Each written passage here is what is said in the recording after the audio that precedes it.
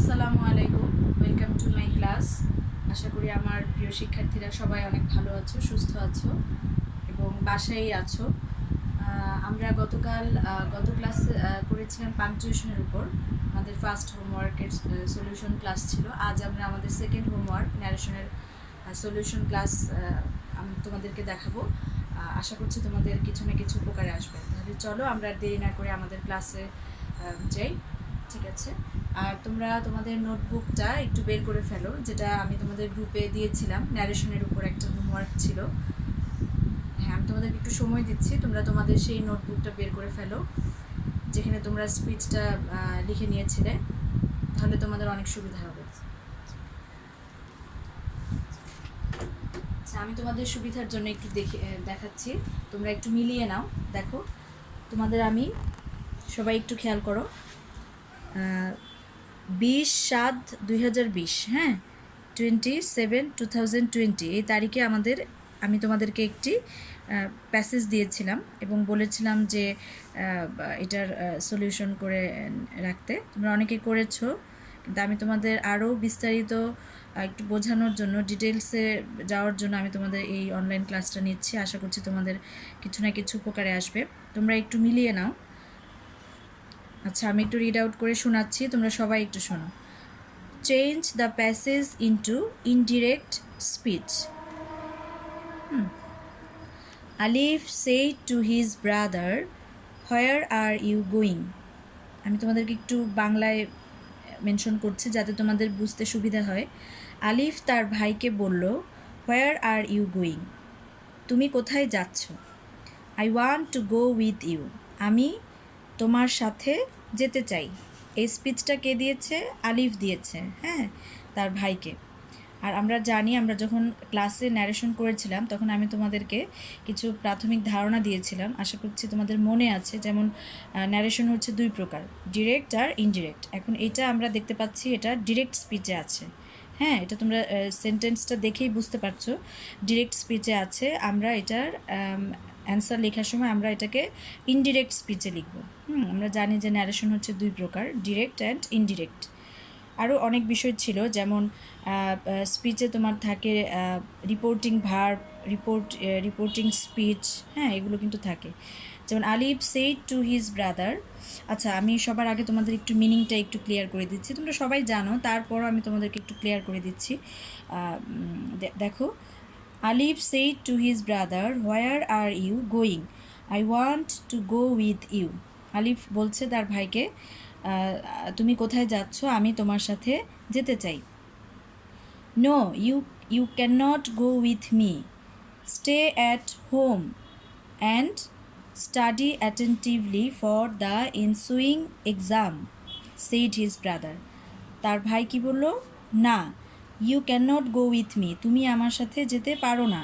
Stay at home, বাড়িতেই থাকো। And study attentively, মনোযোগ দিয়ে পড়াশোনা করো। For the ensuing exam, ensuing exam মানে কি? যে এক্সামটা আসছে, আসন্ন, হ্যাঁ, আসন্ন পরীক্ষার জন্য তুমি বাড়িতেই থাকো এবং তোমার মনোযোগ দিয়ে পড়াশোনা করো। এটা কে বলেছে? সেইড হিজ ব্রাদার, তার ভাই তাকে বলল। আশা করছি সবাই প্যাসেজটার মিনিং বুঝতে পেরেছো। আশা করছি অনেক ইজি একটা প্যাসেজ। যাই হোক, এখন আমরা আমাদের আসল গ্রামাটিক্যাল ইয়েতে যাব। চলো আমরা এখন এই ডিরেক্ট স্পিচটাকে আমরা কিভাবে ইনডিরেক্ট ওয়েতে খাতায় লিখবো সেটা একটু জেনে নিই। তার আগে একটু বলে নিচ্ছি, ন্যারেশন দুই প্রকার, direct speech and indirect speech. আর ন্যারেশনে তোমার ডিরেক্ট স্পিচে তোমার রিপোর্টিং ভার্ব থাকবে, হ্যাঁ, আর রিপোর্টিং স্পিচ থাকবে। যেমন আলিফ said to his brother, এটা হচ্ছে কি তোমাদের মনে নিশ্চয়ই আছে, আমি একটু মনে করিয়ে দিচ্ছি তারপরও। যে said to his brother এটা হচ্ছে রিপোর্টিং ভার্ব। এটা কি? যে said to his brother এটা হচ্ছে রিপোর্টিং ভার্ব, হ্যাঁ। আর where are you going এটুকু হচ্ছে রিপোর্টিং স্পিচ। ঠিক আছে, আশা করছি তোমরা বুঝতে পারছো। ওকে, তাহলে আমি প্রথমে তোমাদের ওরালি একটু বলে দিচ্ছি, এরপর আমরা ইন ডিটেলসে যাব বোর্ডে। তার আগে আমি একটু ওরালি বলছি, সবাই একটু জাস্ট মনে করার জন্য। তোমরা যে তোমাদের ক্লাসে যে আমি পড়িয়েছিলাম ন্যারেশনের ক্লাসটা বা বুঝিয়েছিলাম, সেটা একটু তোমাদের যেন সবাই রিকল করতে পারো, সেই জন্য আমি এখন তোমাদের এটা একটু ওরালি একটু তোমাদের সামনে প্রেজেন্ট করছি, তোমরা একটু মনে করার চেষ্টা করো, ঠিক আছে? সবাই একটু জাস্ট মিলিয়ে নাও। আর নোটবুকটা অবশ্যই সামনে রাখবে, তোমাদের পেন নোটবুক অবশ্যই, তোমাদের নোটবুক এবং তোমাদের পেন সামনে রাখবে, ঠিক আছে? ওকে, তাহলে আমি স্টার্ট করছি। আলিফ said to his brother, where are you going? আলিফ তার ভাইকে বলছে যে তুমি কোথায় যাচ্ছ। হ্যাঁ, মানে এটাকে আমরা যখন ইনডিরেক্ট করব, এটা তো আছে ডিরেক্ট স্পিচে, ইনডিরেক্ট করব তখন আমরা কি কি কোন কোন বিষয়গুলো খেয়াল রাখবো, দেখব যে স্পিচটা কোন সেন্টেন্সে আছে। যেমন হোয়ার আর ইউ গোয়িং, এটা ইন্টারোগেটিভ সেন্টেন্সে আছে, তোমরা দেখতেই পাচ্ছ ইন্টারোগেশন মার্ক আছে, এটা আমাদের ইন্টারোগেটিভ সেন্টেন্সে আছে। রিপোর্টিং স্পিচটা আছে কোন টেন্সে, কোন সেন্টেন্সে, ইন্টারোগেটিভ সেন্টেন্সে, যেহেতু ইন্টারোগেশন মার্ক আছে। আর রিপোর্টিং ভার্বটাকেও আমাদের খেয়াল রাখতে হবে। আলিফ সেড টু হিজ ব্রাদার, এটা আছে, এই রিপোর্টিং ভার্বটা আছে তোমার কোন কোন কোন টেন্সে, এটা একটু দেখো কোন টেন্সে আছে, সেড টু, পাস্ট টেন্সে। হ্যাঁ, এই জন্য আমাদের এই রিপোর্টিং ভার্ব অনুযায়ী আমাদের এই ডিরেক্ট স্পিচটাকে ইনডিরেক্ট ওয়েতে লিখতে হবে। তাহলে চলো আমরা একটা বোর্ডে অ্যান্সারটা লিখে দেখি, তাহলেই তোমরা ক্লিয়ার হবে। তাহলে চলো আমরা বোর্ডে একটু লিখি। আমাদের প্রথম সেন্টেন্সটা ছিল, তোমরা একটু খাতায় মিলাও। আলিফ সেড টু হিজ ব্রাদার, এইটা আমরা এখন এটাকে কিভাবে লিখবো? Alif said to his brother, where are you going? Alif তার ভাইকে বলল তুমি কোথায় যাচ্ছ। তার মানে এটা ইন্টারোগেশন মার্ক আছে, এটা কোয়েশ্চেন করছে, ঠিক আছে? কোয়েশ্চেন করছে, তাহলে হবে কি, সবাই একটু খেয়াল করো। আলিফ সেড টুর জায়গায় কি হবে, যেহেতু তার ভাইকে সে জিজ্ঞেস করছে যে সে কোথায় যাচ্ছে, আস্ক, আস্ক জিজ্ঞেস করা মানে কি, আস্ক। আর যেহেতু রিপোর্টেড ভার্বটা আমাদের পাস্ট টেন্সে ছিল, এই জন্য আমরা আস্ককে লিখবো আস্কড, asked his brother. আলিফ asked his brother, আলিফ তার ভাইকে জিজ্ঞেস করলো। সেড টুর পরিবর্তে আমরা এখানে লিখেছি কি, আস্কড। সেড টুর পরিবর্তে আমরা এখানে আস্কড লিখেছি। হ্যাঁ, ব্রাদার। আর আমরা নিয়ম অনুযায়ী জানি হয়ার হবে, হয়ার থাকলে হয়ারই হয়, ঠিক আছে? এটা আমাদের ন্যারেশনের একটা রুলস। আলিফ তার ভাইকে জিজ্ঞেস করছিল যে সে কোথায় যাচ্ছে। তাহলে এখানে হবে হি, হি। আর যেহেতু তোমরা খেয়াল করে দেখেছো, আমি আরেকটু তোমাদেরকে দেখাচ্ছি। হোয়ার, দেখো সবাই, হোয়ার আর ইউ গোয়িং ছিল, এটা কোন টেন্সে ছিল? প্রেজেন্ট কন্টিনিউয়াস টেন্সে ছিল। তাই আমরা রুলস অনুযায়ী এটাকে লিখব হোয়ার আর ইউ গোয়িং, এটাকে আমরা রুলস অনুযায়ী এই টেন্সটাকে লিখব পাস্ট টেন্সে। সবাই খেয়াল করো। তাহলে আর গোয়িং পাস্ট টেন্সের ফর্মটা কেমন হবে? ফর্মেটটা ওয়াজ গোয়িং অথবা ওয়ার গোয়িং হবে, তাই না? ওয়াজ গোয়িং অথবা ওয়ার গোয়িং।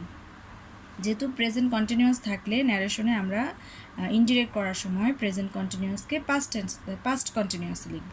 তাহলে আর গোয়িং এটা আছে, তাই আমরা এটাকে লিখব ওয়াজ গোয়িং অথবা ওয়ার গোয়িং। ওয়াজ গোয়িং কেন লিখব? কারণ তার ভাই একজনকে জিজ্ঞেস করছে, দ্যাট মিন্স হি। হ্যাঁ, তাহলে এখানে হি যেহেতু আছে, তাহলে আমরা লিখব প্রেজেন্ট কন্টিনিউয়াসের এটা হবে past continuous. He was going, where he was going. সবাই একটু দেখো, শেষ আমাদের সেন্টেন্সটা লেখা কমপ্লিট। সবাই একটু দেখো। আলিফ আস্কড হিজ ব্রাদার, আলিফ তার ভাইকে জিজ্ঞেস করলো হোয়ার হি ওয়াজ গোয়িং, সে কোথায় যাচ্ছে। এখানে আমরা ফুল স্টপ দিয়ে দিলাম। সবাই একটু ভালো করে দেখো। তারপর কারো কোনো প্রবলেম হলে তোমরা অবশ্যই আমাকে ইনবক্স করতে পারো, মেসেজ দিয়ে রাখতে পারো, আমি চেষ্টা করবো তোমাদের অ্যান্সার করতে। আশা করছি সবাই বুঝতে পেরেছো। আচ্ছা, এবার দেখো পরের সেন্টেন্সটা কী ছিল? I want to go with you. তার ভাইয়ের স্পিচ কিন্তু শেষ হয়নি, তার ভাইয়ের আলিফের স্পিচ কিন্তু তার ভাইয়ের সাথে শেষ হয়নি। সে বলেছে I want to go with you, আমি তোমার সাথে যেতে চাই। মানে সে আলিফ আরও কিছু বলেছিল, তাহলে আমরা আলিফকে হি দিয়ে লিখতে পারি। এখানে আলিফ বোঝানোর জন্য তুমি ব্র্যাকেটে এ রাখতে পারো, মানে হিটা হচ্ছে এখানে আলিফ। আলিফকে বোঝাচ্ছে। এই হিটা আমরা একবার যেহেতু আলিফ এসেছে তাই আমরা আর আলিফ লিখছি না, লিখলেও ভুল হবে না, আমরা এটাকে হি দিয়ে দিচ্ছি। আর এ রেখেছি যেন আমরা সহজে বুঝতে পারি, এ দিয়ে হিটাকে আলিফ বোঝাচ্ছে। হিটা হচ্ছে আলিফ, এজন্য আমরা সংক্ষেপে এ লিখেছি। তাহলে সে আরও কিছু বলেছিল, সে তার সাথে যেতে চায়, সে বলেছিল I want to go with you. তাহলে এই দেখো তোমরা, I want to go with you, এটা কিন্তু সবাই একটু খেয়াল করো, I want to go with you এটা কিন্তু প্রেজেন্ট টেন্সে আছে। হ্যাঁ, তো ন্যারেশনের নিয়ম হচ্ছে টেন্সটা প্রেজেন্ট টেন্স থাকলে সেটাকে আমরা পাস্ট টেন্সে লিখব। তাহলে কি হবে, তাহলে সে আরও বলেছিল আমি তোমার সাথে যেতে চাই, তাহলে হবে হি অলসো অ্যাডেড, সে আরও কথা বলছে তাই আমরা এখানে অ্যাডেড লিখব। আশা করি তোমাদের মনে হচ্ছে, আমরা ক্লাসে এগুলো করেছিলাম, সে আরও কথা বলেছিল। হ্যাঁ, যে জন্য আমরা হি অলসো অ্যাডেড ড্যাড, এরপর আমরা ড্যাড দিব, হি অলসো অ্যাডেড ড্যাড। আবার হিটা কিন্তু আলিফ, আমরা চাইলে এভাবে ব্র্যাকেটে বুঝিয়ে দিতে পারি, না এটা না লিখলেও হবে, তোমরা এটা বোঝার জন্য, বুঝতে যেন ক্লিয়ার হয় সেজন্য আমি লিখেছি। যেহেতু এটা প্রেজেন্ট টেন্সে ছিল, আমরা এখন এটাকে পাস্ট করে দিচ্ছি। He wanted to go with him, সে তার সাথে যেতে চায়। সে বলেছিল কি, he also added that he wanted to go with him. এই হিমটাকে নিশ্চয়ই তোমরা ধরতে পেরেছো, ব্রাদার, আমি সংক্ষেপে বি লিখে দিচ্ছি। He wanted to go with him, সে তার সাথে যেতে চেয়েছিল। আশা করছি তোমরা বুঝতে পারছো। ওকে, এবার চলো আমরা পরের সেন্টেন্সটা একটু দেখি। আসলে আমার বোর্ডটা ছোট তাই আমি ওইভাবে ম্যানেজ করতে পারছি না, আমার নোটবুক ইউজ করতে হচ্ছে। আচ্ছা, তোমরা প্যাসেজটা একটু দেখো, এরপরে কি ছিল, no you can not go with me, না তুমি আমার সাথে যেতে পারো না। এই স্পিচটা কে দিয়েছে আশা করছি বুঝতে পারছো, আলিফের ভাই বলছে, রিপ্লাই দিচ্ছে। হ্যাঁ, আলিফ যখন তাকে আস্ক করলো যে আমি তখন তুমি কোথায় যাচ্ছ, আমি তোমার সাথে যেতে চাই, এরপরে তার ভাই তাকে রিপ্লাই দিচ্ছে, কি দিচ্ছে, no you can not go with me, stay at home and study attentively for the ensuing exam, said his brother. পেয়ে গেছো আশা করছি। তাই এখন আমরা লিখবো যে এই স্পিচটা হচ্ছে তার ভাইয়ের। হ্যাঁ, এখন আমরা লিখবো যে সে বলেছিল নো, আলিফের ভাই বলেছিল নো, তাহলে আমরা কি লিখবো যে এই হিটা আমরা আচ্ছা আমরা এখানে এখানে আমরা হি লিখতে পারি, আবার হিজ ব্রাদারও লিখতে পারি। আমি তোমাদের বোঝার সুবিধার জন্য হিজটা ইউজ করছি। হ্যাঁ, হিজ ব্রাদার, দ্যাট মিনস আলিফ's brother. His brother replied. No থাকলে আমরা জানি যে রিপ্লাইড ইন দ্য নেগেটিভ হবে। হ্যাঁ, আর ইয়েস থাকলে হবে রিপ্লাইড ইন দ্য অ্যাফার্মেটিভ। তো যেহেতু নো বলেছে তাই আমরা লিখছি রিপ্লাইড ইন দ্য নেগেটিভ লিখছি, replied in the negative that, সে না বোধক উত্তর দিল, রিপ্লাইড ইন দ্য নেগেটিভ, উত্তরে না বললো, কি বললো যে replied in the negative that you can not go with me, তুমি আমার সাথে যেতে পারো না। এটাকে আমরা ইনডিরেক্টভাবে কীভাবে লিখবো, যে সে নেগেটিভ উত্তর দিল যে সে যেতে পারবে না। এটা his brother replied in the negative that হিটা কাকে বোঝাচ্ছে, আলিফকে, তাই আমরা সংক্ষেপে এ লিখছি। হি আর can not go with me, তোমরা একটু তোমাদের নোটবুকের সাথে মিলাও, can not go with me যেহেতু আছে, তাহলে আমরা এটাকে সব কিছুই কিন্তু তোমরা খেয়াল করো পাস্ট ফর্মে করেছি, ঠিক আছে, মানে পাস্ট টেন্সে করেছি। যেহেতু ক্যান নট আছে তাই আমরা এখানে লিখবো ক্যান নটের পাস্ট ফর্ম কি, কুড নট। হ্যাঁ, আমরা এখানে কুড নট দিব, বললো যে কুড নট গো উইথ তার ভাই তাকে উত্তর দিল যে সে could not go with him, সংক্ষেপে বি লিখে দিচ্ছি। তার ভাই তাকে না করে দিল, এবং কি না করে দিল কিভাবে, যে সে তার সাথে যেতে পারবে না। হ্যাঁ, সবাই দেখো তো, আশা করি বুঝতে পারবে, একটু ভালো করে পড়লেই বুঝতে পারবে। His brother replied in the negative that he could not go with him, সে তার সাথে যেতে পারবে না। হ্যাঁ, এটা হচ্ছে আমাদের যখন আমরা ইনডিরেক্ট ওয়েতে লিখবো তখন ক্যান নট গো হয়ে যাবে could not go with him. আর উইথ হিম বলতে তার ভাই, হ্যাঁ, বি দিয়ে আমি ব্রাদারকে বোঝাচ্ছি। ঠিক আছে, আশা করি বুঝতে পারছো। এরপরের লাইন ছিল stay at home and study attentively. Stay at home এটাও কিন্তু তার ভাইয়েরই স্পিচ, তাই না? আমরা কিন্তু এখন তার ভাইয়ের স্পিচগুলোকেই ইনডিরেক্ট ওয়েতে লিখছি। তাহলে কি লিখবো এরপর? ফুল স্টপ একটু ক্লিয়ার করে দিবে। স্টে অ্যাট হোম তার মানে আমরা আবার লিখতে পারি হিজ ব্রাদার, এখানে আমরা হিও লিখতে পারি, ঠিক আছে? হিজ ব্রাদারের জায়গায় আমরা হি লিখতে পারি, আবার হিজ ব্রাদারও লিখতে পারি। হিজ ব্রাদার অলসো দিয়ে লিখতে পারি, আরও কথা বলেছিল, তাই না? স্টে অ্যাট হোম, তার স্পিচটা শেষ হয়নি। অলসো অ্যাডেড লেখা যায়, অলসো অ্যাডেড, বা টোল্ডও দিতে পারো। অলসো অ্যাডেড দ্যাট, আরও বলেছিল, কি বলেছিল? Also added that to stay at home, to stay at home মানে বাড়িতে থাকতে বলেছিল। আর কি করতে বলেছিল? সবাই একটু দেখো, এখানে তেমন একটা চেঞ্জ হবে না, শুধু টুটা দিতে হবে, টু স্টে অ্যাট হোম। তোমরা পরিবর্তনগুলো খেয়াল করো, মানে চেঞ্জগুলো একটু ভালো করে ডিপলি একটু খেয়াল করো। টু দিয়ে কিন্তু আমি সেন্টেন্সটাকে অ্যাড করেছি। His brother also added that to stay at home and study attentively and study attentively। আসলে আমার স্পেসটা অনেক কম, তোমরা আশা করি বুঝতে পারছো, বোর্ডটা বেশ ছোট, এই জন্য একটু কনজেস্টেড হয়ে যাচ্ছে, তোমরা একটু বুঝে নিও। attentively for the ensuing মানে তোমরা জানো যার ইয়ে হচ্ছে আসন্ন, ensuing exam। ব্যাস, কমপ্লিট। আশা করছি তোমরা সবাই বুঝতে পারছো, যারা লিখে নিতে চাও তারা খুব দ্রুতই লিখে নিতে পারো। সবাই আশা করছি বুঝতে পারছো। আমি অনেক শর্ট স্পেসে চেষ্টা করেছি লিখতে, জানি না কতটুকু ইয়ে হয়েছে। তোমরা যে কোনো সমস্যা হলে আমাকে জানাবে, ঠিক আছে? তাহলে আমাদের এটা ছিল আমাদের সেকেন্ড হোমওয়ার্ক। আর এই হোমওয়ার্কটা আমরা দিয়েছিলাম, তারিখটা মেনশন করে দিচ্ছি, 27/2020। হ্যাঁ, এই তারিখে আমরা এই গ্রুপে আমি তোমাদেরকে এই হোমওয়ার্কটা দিয়েছিলাম। তোমরা অবশ্যই এটার অ্যান্সার লেখার সময় এই তারিখেই লিখবে, এবং যে কোনো সমস্যা আমাকে ইনবক্স করবে, আমাকে টেক্সট পাঠাতে পারো।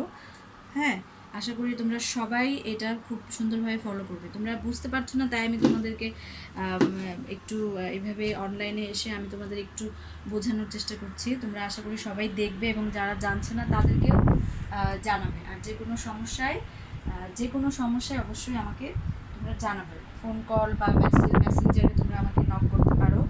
আমি চেষ্টা করবো তোমাদের যে কোনো কোয়েশ্চেনের রিপ্লাই দিতে। যাই হোক, তোমরা এটা তুলে নাও এবং তোমরা এগুলো প্র্যাকটিস করো। হ্যাঁ, নেক্সট আমরা একটা ফার্স্ট ক্লাস করলাম পাংচুয়েশন, সেকেন্ড ক্লাসটা আমরা নিয়ে আসলাম ন্যারেশনের উপর। নেক্সট তোমাদের আমি আরও কিছু ক্লাস নেওয়ার চেষ্টা করব। আশা করছি সবাই তোমরা দেখবে, এবং যারা দেখছে না এদেরকে ইনফর্ম করবে, যেন প্রত্যেকেই কিছু না কিছু হলেও মানে আমার এই চেষ্টা থেকে কিছু না কিছু হলেও তোমরা যেন সবাই নিতে পারো, আমি চাই, এবং আমাকে তোমরা জানাবে। হ্যাঁ, তাহলে ঠিক আছে, আশা করছি তোমাদের প্রবলেমগুলো আস্তে আস্তে সলভ হয়ে যাবে। আর যে কোনো সাজেশনও তোমরা আমাকে দিতে পারো। তাহলে আজকে এ পর্যন্তই। আশা করছি তোমরা সবাই ভালো থাকবে। এই করোনার পরিস্থিতিতে তোমরা কেউ বাড়ির বাইরে যাবে না, কতক্ষণ পর হাত ধুবে, 20 সেকেন্ড যাবত হাত ধুবে, এবং বাড়ির সবাইকেই বলবে যে নিট অ্যান্ড ক্লিন থাকার জন্য, এটা আমাদের জন্য এখন সবচেয়ে প্রয়োজন। আর মাস্ক অবশ্যই ব্যবহার করবে, আর আমাদের জন্য দোয়া করবে, সবাই সবার জন্য দোয়া করবে, সাবধানে থাকবে। তাহলে সবাইকে অনেক অনেক ধন্যবাদ জানিয়ে আমি আজকের মতো বিদায় নিচ্ছি। ভালো থাকবে।